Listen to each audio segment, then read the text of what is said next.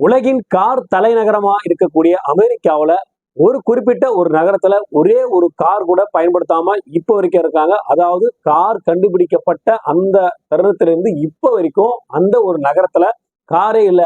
America அப்படின்னு சொன்னா அமெரிக்கால ரொம்ப ரொம்ப பாத்தீங்கன்னா முக்கியமான விஷயம், முக்கியமான ஒரு போக்குவரத்துன்னு பாத்தீங்கன்னா எல்லாருமே கார் வச்சுட்டு இருப்பாங்க.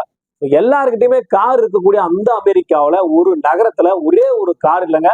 அந்த நகரம் எங்க இருக்கு, ஏன் வந்து அங்க காரை பயன்படுத்தல, எதுக்காக இப்படி அந்த நகர மக்கள் வாழ்றாங்க அப்படின்ற தகவல் தான் நாம இன்னைக்கு இந்த பதிவுல பார்க்க போறோம். பார்க்க போறதுக்கு முன்னாடி நம்ம சேனல்ல ஃபர்ஸ்ட் டைம் தான் பாக்குறீங்கன்னு சொன்னா சப்ஸ்கிரைப் பண்ணி வச்சுக்கோங்க. அப்பதான் நாம போடக்கூடிய அற்புதமான அதிசயமான தகவல்லாம் உங்களுக்கு தெரிஞ்சுட்டே இருக்கும். அதை பார்த்து நீங்க பயன்பெற முடியும். வாங்கி இப்ப நம்ம வீடியோக்குள்ள போலாம். இந்த உலகத்தின் கார் தலைநகரமான அமெரிக்காவில் ஒரே ஒரு காரை கூட பயன்படுத்தாத ஒரு நகரம் இருக்கு. எப்படி அவங்க போக்குவரத்துக்கு வேற என்ன விஷயத்தெல்லாம் அவங்க பயன்படுத்துறாங்க அப்படின்ற தகவலை விரைவாகவும் விளக்கமாகவும் பார்க்கலாம். வாங்க இப்ப நம்ம வீடியோக்குள்ள போகலாம்.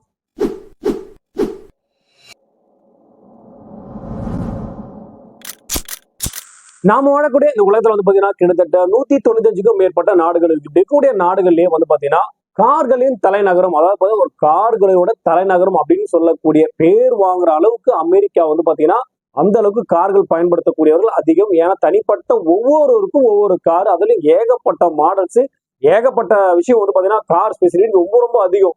அங்க இருக்கக்கூடிய பயணிகள் அதாவது ஒரு இடத்துல இருந்து ஒரு இடத்துக்கு பயணம் பண்ணணும்னு சொன்னா அதிகப்படியா ரொம்ப தூரமா இருந்தா கூட பாத்தீங்கன்னா கார்ல தான் பயணம் பண்ணணும். அதுதான் லைக் பண்ணுவாங்க அமெரிக்கர்ஸ். அப்படி இருக்கக்கூடிய அந்த அமெரிக்கால வந்து பாத்தீங்கன்னா நாம சொல்லக்கூடிய இந்த ஒரே ஒரு நகரத்துல மட்டும் ஒரே ஒரு கார் கூட கிடையாது. அதாவது கார் கண்டுபிடிச்ச அந்த காலத்துல இருந்து இப்ப வரைக்கும் ஸ்டில் 2025 வரைக்கும் பாத்தீங்கன்னா அங்க காரே பயன்படுத்துறது இல்ல.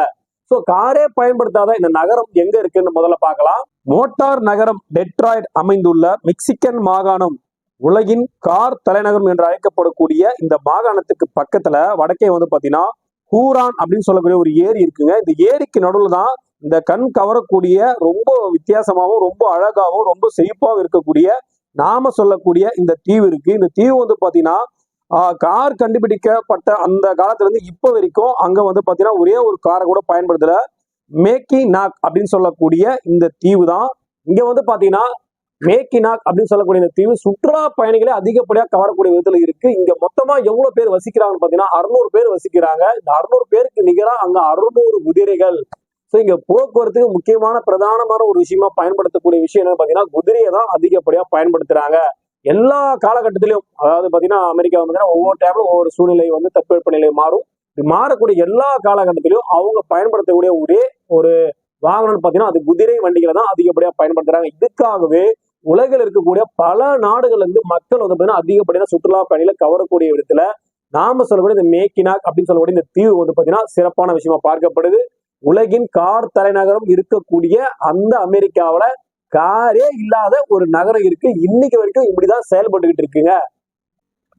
1898ஆம் ஆண்டுல வந்து பாத்தீங்கன்னா இந்த கார் பேக் ஃபயர், அதாவது பாத்தீங்கன்னா காரோட ஆதிக்கம் அதிகமாச்சு. அப்பதான் ஸ்டார்ட் பண்ணாங்க. அதுக்கப்புறம் ஆதிக்கமானதால அதுக்கு முன்னாடி நம்ம என்ன பயன்படுத்திருந்தாங்க, அங்க எல்லாரும் குதிரை வண்டி தான் பயன்படுத்திருந்தாங்க. கார் போனதும் அங்க இருக்கக்கூடிய குதிரைகள்லாம் வந்து ரொம்ப மிரளுது, அதான் பயப்படுது. சோ கார் சத்தம் கேட்டாலே அது வந்து நடைமுறை வாழ்க்கையில வந்து ஈஸியா இல்லைன்றது ஒரே காரணத்துக்காகவும், அது மட்டும் இல்லாம அந்த நகரத்தை வந்து ஒரு பசுமையான நகரமா மாற்றணும், இங்க வந்து கார்பன் உமிழே இருக்கக்கூடாது அப்படின்ற ஒரு காரணத்துக்காகவும், உலகின் பல நாடுகளுக்கு முன்னோடியா அந்த நகரம் வந்து இருக்கணும்ன்ற ஒரு காரணத்துக்காகவும் எல்லா விஷயத்தையும் உள்ளடக்கிதான் இங்க வந்து பாத்தீங்கன்னா ஒரே ஒரு கார் கூட கார் கண்டுபிடிச்சு 1898ல இருந்து இப்ப வரைக்கும் 2025 வரைக்கும் ஒரே ஒரு கார் கூட அந்த நகரத்தில் இப்ப வரைக்கும் இயக்கப்படவில்லை. இந்த மேக்கினாக் தீவுல வந்து பாத்தீங்கன்னா பயன்படுத்தக்கூடிய எல்லா விஷயத்துக்கும், அதாவது பாத்தீங்கன்னா துப்புரவு பணியாளர் முதற்கொண்டு அங்க சுற்றுலா பயணிகளா வெளிநாட்டுக்கு வரக்கூடிய அனைவருக்கும் பயன்படுத்தக்கூடிய ஒரு வண்டின்னு பாத்தீங்கன்னா அது குதிரை வண்டியை தான் வந்து அவங்க பயன்படுத்துறாங்க.